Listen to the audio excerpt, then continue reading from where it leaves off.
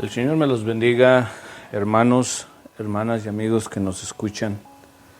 Una vez más le agradezco a Dios por su infinita misericordia y el privilegio que me da de servirle. En esta hora, hermanos, voy a estar compartiendo con ustedes la clase de escuela dominical del estudio Cultivando Raíces en la Familia de Dios. Hoy, con la ayuda del Señor, vamos a entrar en la lección número 6 y el título es La Comunión. Pero antes de cualquier cosa, oremos.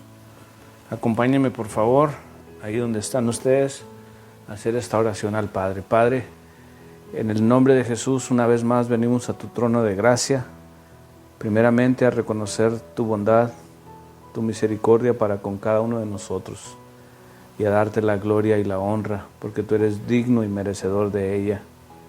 A la misma vez a pedir perdón por nuestros pecados, pidiendo que la sangre de Cristo vertida en la cruz del Calvario nos cubre y nos limpie de todo pecado. Espíritu Santo, yo te pido que seas tú ministrando a cada uno de nosotros. Ayúdanos, redargúyenos, ayúdanos en todo. Y gracias una vez más por ese amor que tú tienes, que nos das alimento espiritual. En el nombre de Jesús oramos en esta hora y te damos gracias. Amén, amén y amén. Bien. ¿Qué es la comunión, hermanos? Y no necesariamente me refiero a la comunión con Dios, pero en mis años de predicar la palabra del Señor, una de las cosas que yo he enseñado muchas veces es que la cruz de Cristo una cruz está compuesta de dos pedazos de madera, entonces es uno vertical y otro horizontal. Y lo que yo he predicado por muchos años, o enseñado más bien, es que la cruz de Cristo, escúchame, nos reconcilia.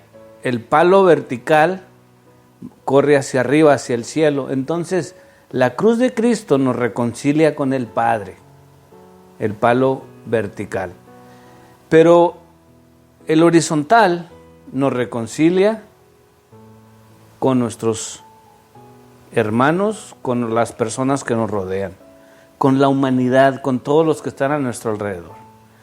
Eso significa la cruz de Cristo para todos los seguidores, dando a entender, hermanos, que no puede haber en nuestro corazón odio ni rencor hacia nadie, porque el plan de Dios es salvar a la humanidad. No dice porque de tal manera amó Dios a los judíos, o a los blancos, o a los negros, o a los ricos, o a los pobres, porque de tal manera, Juan 3:16, amó Dios al mundo que ha dado a su Hijo unigénito, para que todo, ahí está, aquel que en él crea no se pierda, mas tenga vida eterna. Entonces partimos con esta declaración, que la cruz de Cristo nos reconcilia con Dios y nos reconcilia con todos los que están a nuestro alrededor, nuestro prójimo. Y a partir de ahí, hermanos, es que nosotros tenemos que esforzarnos por tener comunión los unos con los otros. Y déjame decirte que no solamente que la Biblia nos lo recomienda, nos lo ordena, nos lo dice que lo hagamos. ¿Por qué razón? Porque la Biblia nos da el ejemplo que dice que Cristo es la cabeza de la iglesia. ¿Y quién es la iglesia? Bueno, la iglesia no es el edificio donde tú te congregas, sino la iglesia somos todos y cada uno de los que componemos el cuerpo de Cristo. Entonces, las personas que aceptan al Señor, que aceptan a Jesús como Salvador de sus vidas, ahora son la iglesia de Dios aquí en la tierra. Claro que tenemos un edificio donde nos congregamos, pero el edificio lo pueden destruir, nosotros seguimos siendo cristianos. Entonces era lo que Jesús estaba diciéndole a sus apóstoles cuando ellos le estaban presumiendo el templo de Salomón. Y dijo, ustedes, el templo de Dios lo pueden destruir, pero yo lo voy a reconstruir en 3 días. Y ellos le dijeron, oye, si se tardaron años y años en construir, ¿cómo lo vas a hacer? Pero él estaba hablando de su cuerpo. Ahora nosotros, la iglesia, somos el cuerpo de Cristo. Entonces, ahora la imagen de un cuerpo. Y pues yo creo que todos tenemos un cuerpo y por lógica entendemos esta composición del cuerpo. El cuerpo tiene diferentes miembros. La pregunta del millón es, ¿cuál crees tú que sea más importante? Pues yo, para mi punto de vista, todos son importantes. Se me hace muy difícil decir, bueno, me quedo con el ojo, pero córtenme las orejas, el oído. O sáquenme un ojo y me quedo con la mano. Pues no. O sea, tú necesitas tu cuerpo completo. Entonces, cada miembro de tu cuerpo tiene una función específica. A partir de ahí, de la necesidad de que cada uno de nosotros aprenda a tener comunión los unos con los otros. Y el primer versículo del que vamos a leer para ilustrar esto está en 1 de Corintios, capítulo 12, versículo 27. Y fíjate lo que dice, en el nombre del Padre, del Hijo y del Espíritu Santo. Vosotros pues sois el cuerpo de Cristo y miembros cada uno en particular. Entonces lo que yo te estoy diciendo está en la Biblia, que nosotros somos el cuerpo de Cristo.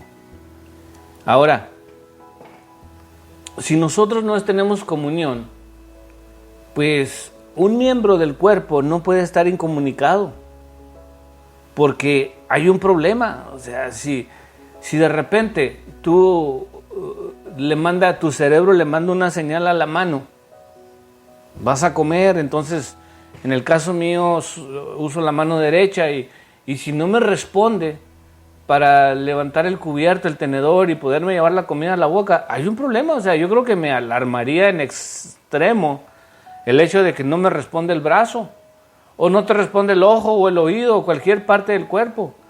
Entonces, imagina lo siguiente, somos parte de un cuerpo, pero muchos de nosotros no estamos llevando a cabo la función para la que fuimos llamados.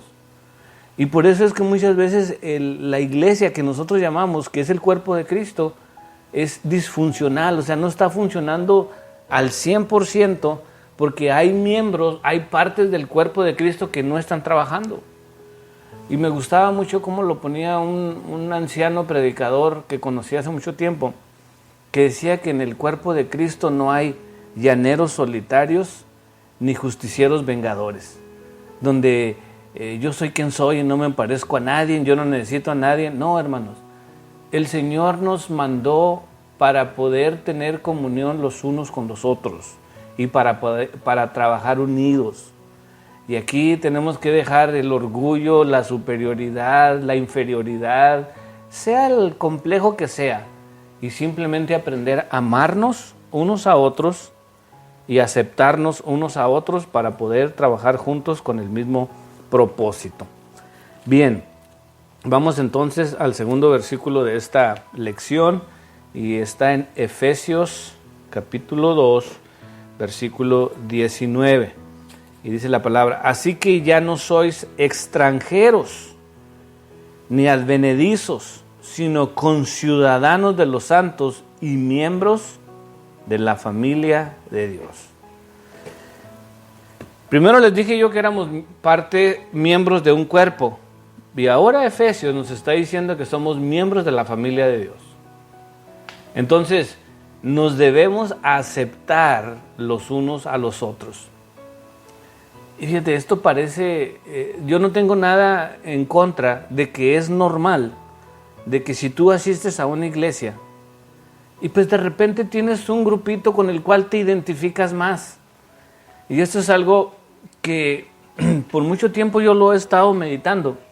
Incluso leía un artículo que en las iglesias grandes, estoy hablando de tal vez de 1,000 miembros para arriba, son tan grandes y tienen tantos recursos para hacer todas estas cosas, que dicen que incluso estas iglesias, tratando de que los miembros puedan tener aún mayor comunión, estaba leyendo que decía que el pastor trataba de sentarlos hasta juntos, en un sentido. Por ejemplo, en la congregación de 5,000 personas, venía un cirujano, un dentista, un ortopedista, etcétera. Entonces todos los doctores, por lógica, a lo mejor tenían un tema en particular porque todos entendían la medicina, tenían una profesión, etcétera. Y que eso le ayudaba en veces para tener grupos de personas que le era más fácil que se juntaran. Entonces, dentro de las iglesias, nosotros tenemos a lo mejor la misma tendencia de tener un grupito en particular con el cual convivimos más. Y no tiene nada de malo. Jesús tenía un grupo íntimo. Si tú lees la transformación, casi siempre eran los mismos 3 que se repetían una y otra vez. Sin embargo, nunca dejaba desamparados ni solos al resto, a los otros 9 que faltaban. Y de la misma manera, así como nosotros tenemos un grupo con el cual nos identificamos más, sin embargo somos llamados a hacer comunión con todos, porque todos somos, como leíamos aquí en Efesios 2:19, sino que somos conciudadanos de los santos y miembros de la familia de Dios. Entonces debemos de tratar a todos como miembros de la familia de Dios. Y tal vez no te guste mucho la comparación que voy a hacer, pero en veces tengo que acudir a estos extremos, ¿no?, para marcar realmente el mensaje. Y yo por un segundo solamente piensa lo siguiente: imagínate que todos hayamos sido drogadictos. Entonces vamos a un centro para ser curados, recapacitados otra vez. Ya se me olvidó la palabra. Pero todos acudimos a este centro donde vamos a recibir ayuda para poder dejar las drogas. Y de repente se te acerca alguien que era adicto a la marihuana y tú eres adicto a la cocaína y te dice: ¿sabes qué? Yo soy mejor que tú porque la cocaína es mucho más grave que la marihuana. Y llega otro y dice: no, pero yo usaba heroína, entonces tú estás peor que yo. Y empiezan a ver cuál es mejor que el otro, pero lo que no se dan cuenta es que todos eran drogadictos.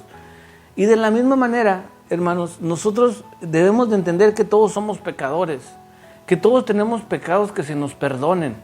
Y ya de repente llegamos a la iglesia y tenemos algunos años encima. Y claro, o sea, ya yo llego a todos los servicios y estoy diezmando y canto en el coro, predico o enseño. Entonces empieza a haber un sentido de superioridad y empezamos a ver a los que están fallando como que no son aptos. ¿Y quiénes somos nosotros para rechazarlos? Claro que no estamos apapachando el pecado, pero amamos, como dice la Biblia, Dios dice que ama al pecador, pero aborrece el pecado. ¿Qué quiere decir esto? Amamos a la persona, pero muchas veces aborrecemos lo que hacen o a lo que dicen también. Entonces, de cualquier manera, debemos de tratarlos a todos, como dice Efesios 2:19, como conciudadanos de los santos y miembros de la familia de Dios. Bendito sea el Señor. Ahora fíjense lo que dice aquí en Hebreos, capítulo 10, versículo 10:24. Vamos a leer Hebreos 10:24. Y esta palabra de Hebreos 10:24 tiene un significado especial, hermanos, porque miren lo que dice: y considerémonos unos a otros para estimularnos. Estimularnos es como animarnos al amor y a las buenas obras. Entonces, y considerémonos unos a otros. Tenemos que tomarnos en cuenta. ¿Para qué? Para poder animarnos unos a otros. ¿A qué? ¿A qué dijimos? Al amor y a las buenas obras. Entonces, nosotros podemos ser una influencia positiva en otras personas y otras personas en nosotros mismos. Porque día a día, hermanos, nosotros estamos siendo tentados por el diablo. Fíjate, que el Señor lo reprenda en esta mañana y te animo a decirlo conmigo: el Señor te reprenda, Satanás. Pero Él vino a matar, robar y destruir. 3 cosas que lo identifican: robar, matar y destruir. Y Él no para, dice que anda como león rugiente buscando a quien devorar. Entonces, estamos siendo atacados por segundo. O sea, cada segundo de tu vida, cada pensamiento, cada acción, cada actitud es una lucha. De repente tu hermano te hizo una mala cara o no te saludó. ¿Qué hacemos nosotros? ¿Le pagamos con la misma moneda? El hermano me ignoró el otro día durante el saludo, entonces me las tiene que pagar. Pero lo que leíamos nosotros en Hebreos 10, 24 y 25, dice, y considerémonos unos a otros para estimularnos al amor y a las buenas obras. Y lo dice el 25, no dejando de congregarnos, como algunos tienen por costumbre. Entonces nos estimulamos, fíjate, empezó con esto de animarse o estimularse al amor y a las buenas obras. Y luego la segunda parte del versículo dice, no dejando de congregarnos como algunos tienen por costumbre. Y hermano, hermana, con el debido respeto que tú te mereces, hablando de la comunión, porque tenemos que tener comunión con Dios y comunión con nuestros hermanos. ¿Cómo vamos a tener comunión si nunca vas a la iglesia? Fíjate que yo he llegado a la conclusión que dependiendo el amor que tú tengas para con Dios, es lo que tú le das a Dios. Y hay personas que de plano se ve que no tienen esa necesidad de congregarse. La Biblia nos exhorta, no dejando de congregarnos. Tú me puedes dar la excusa que tú quieras, pero el Señor merece. Él dio, dice la Biblia, que Él no escatimonia a su propio Hijo. Dios no nos dio las obras, nos dio lo mejor que Él tenía al mandar a su Hijo a morir por nosotros en la cruz del Calvario. ¿Y alguna vez has meditado tú qué es lo que nosotros le damos a Dios? O sea, en veces nos puede diezmar, nos puede ir a la iglesia, no tenemos tiempo, nos puede amar al prójimo. Entonces realmente nuestro corazón todavía no ha sido cambiado ni transformado por ese regalo tan grande que Dios nos dio. Y no debemos de dejar de congregarnos como algunos tienen por costumbre. Esto se escribió hace más de 2000 años. Imagínate que ya el apóstol Pablo estaba notando este problema de que hay personas que tienen como costumbre dejar de congregarse. ¿Y a qué me refiero yo con dejar de congregarnos? Bueno, pues el Señor Jesús siempre hablaba con parábolas. Una parábola es una historia y esa historia nos ilustra algo. Entonces te voy a dar una historia, o más bien un ejemplo. Yo no sé si tú que me estás escuchando alguna vez has intentado hacer ejercicio y compras una membresía en un gimnasio y empiezas a ir. El año normal tiene 365 años, pero vamos a suponer que en esos tú abriste tu membresía porque querías bajar de peso y verte mejor, tener una mejor figura. Y fuiste y compraste la membresía, compraste tus tenis, tu mochilita del gimnasio, etcétera, etcétera. Tú conoces la rutina. Entonces fuiste una vez y la primera vez que vayas al gimnasio, si nunca has hecho ejercicio, vas a terminar más adolorido que otra cosa. Al grado que el siguiente día no te vas a querer ni levantar de la cama. Entonces, dime ¿tú crees que te anima para ir la segunda vez? Pues si tienes una determinación, dices, no, ya empecé y voy a seguir. Pero vamos a suponer que en un año solamente fuiste 10 veces. ¿Qué cambio ocurriría en tu cuerpo que solamente fuiste 10 veces al gimnasio en todo el año? Pues ninguno. Sinceramente te voy a decir, estás perdiendo el tiempo. ¿Por qué? Porque es un estilo de vida. Es 5 o 6 veces a la semana y tienes que hacer ejercicio cardiovascular y pesas y un montón de cosas. Pero se requiere un esfuerzo, un sacrificio. En veces estás cansado, en veces no tienes ganas, en veces estás desvelado. Y si tú sigues yendo, eventualmente vas a ver el resultado. Y todo en la vida requiere un sacrificio. Tú quieres ahorrar dinero para comprar una casa, para comprar un auto nuevo o cualquier cosa. Bueno, pues tienes que trabajar más de la cuenta. Y sin embargo, yo no sé por qué hay una percepción totalmente diferente cuando nos referimos a las cosas de Dios. Si estás cansado, no vas a la iglesia. Si estás enfermo, no vas a la iglesia. Si estás enojado, no vas a la iglesia. Y hacemos una costumbre el no ir a la iglesia. Ahora, yo no estoy diciendo que te conviertas en un fanático donde no tengas vida para para compartir con tu esposa, tus hijos, tu familia? Claro que no. Somos administradores de todo lo que Dios nos da. Pero a Dios no lo podemos engañar. Dice la Biblia que Dios no puede ser burlado. Todo lo que el hombre sembrare, eso también segará. Y te voy a dar un poquito de historia de mi vida. Cuando yo me entregué al Señor, que ya hace, yo creo, 30 años, yo trabajaba en un restaurante y me acuerdo que yo quería ir a la iglesia. Y el servicio empezaba a las 10 de la mañana y terminaba, yo creo, a las 2 de la tarde. O 1 de la tarde, no me recuerdo.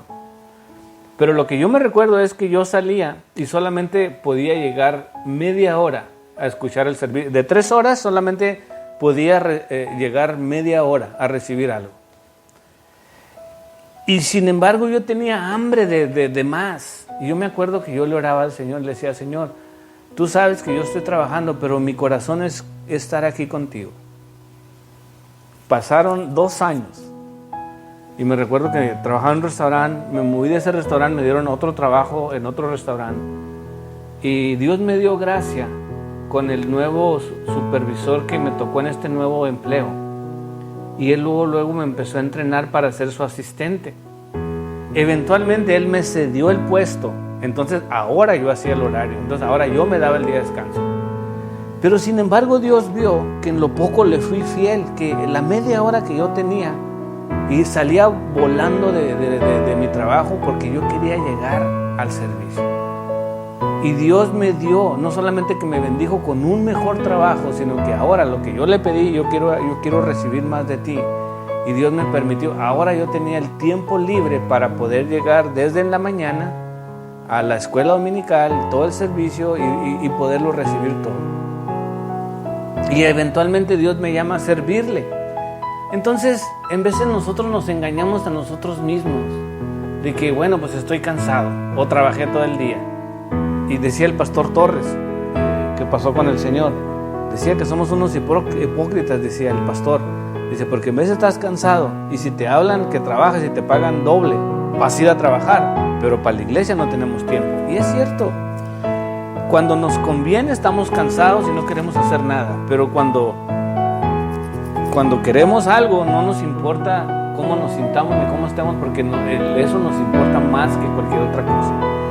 Entonces, hermanos, por eso es la importancia de que nosotros realmente le demos el corazón al Señor para poder tener comunión no solo con Dios, sino con nuestros hermanos. Entonces terminamos esa parte donde no dejando de congregarnos como algunos tienen por costumbre. Bien, vamos a otro versículo de la Biblia, Primera de Juan 1:3. Lo que hemos visto y oído, eso os anunciamos para que también vosotros tengáis comunión con nosotros, y vuestra comunión verdaderamente es con el Padre y con su Hijo Jesucristo. Ahora, ya se está poniendo más interesante la cosa, porque cuando tenemos comunión con nuestros hermanos en la iglesia, no es solamente socializar, que eso muchas personas tienen esa idea de que comunión es socializar en la iglesia, es tener amigos y pasar un buen tiempo. Muchas personas dicen que, yo lo decía, hermanos, antes de convertirme, que la iglesia era para viejitos que no tienen nada que hacer, para gente anciana, donde ya lo único que están sentados y con que les hagan de comer, vendan algo al final del servicio y ponen $1 en el plato de la ofrenda, ya ellos ya gastaron el día. Eso no es comunión. La comunión, según estábamos leyendo en Primera de Juan, que cuando tenemos comunión con nuestros hermanos, a la misma vez estamos teniendo comunión con el Padre y con el Hijo. Por eso dijo el Señor, donde estén 2 o 3 congregados en mi nombre, ahí estoy yo en medio de ellos. Entonces la comunión va más allá de solamente socializar, de pasar un tiempo juntos con nuestros hermanos. Va más allá de eso, porque cuando nos juntamos, cuando nos reunimos, entonces la presencia del Padre y la presencia del Hijo e incluso la presencia del Espíritu Santo está ahí junto con los que están congregados. Y nos perdemos de todo esto cuando no lo hacemos. Entonces, hablando de la comunión, hermanos, es importante que nosotros entendamos que va más allá de tener un simple tiempo juntos. Pero quiero continuar con la lección y voy a cambiar un poquito ahora el tema. He hablado de que la comunión no solamente es con el Padre, sino la importancia de tener comunión con nuestros hermanos y el porqué de hacerlo.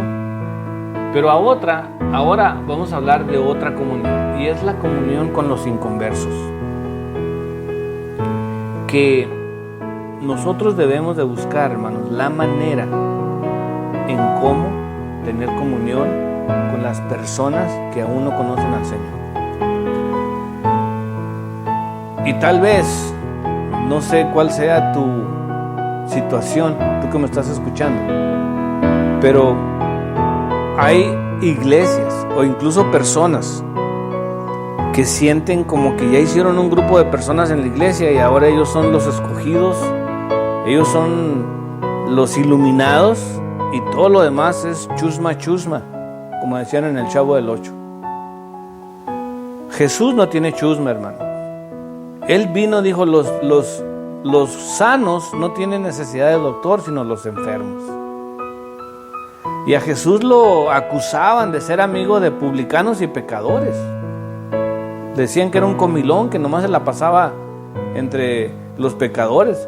Él se acercaba a las mujeres prostitutas que todo el mundo rechazaba, a los enfermos, a los que no eran aceptados en la sinagoga, hermanos, que sería la iglesia de aquel entonces.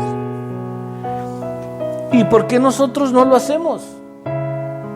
Y aquí en la lección vienen algunas ideas de cómo nosotros podemos acercarnos a personas que aún no son cristianos.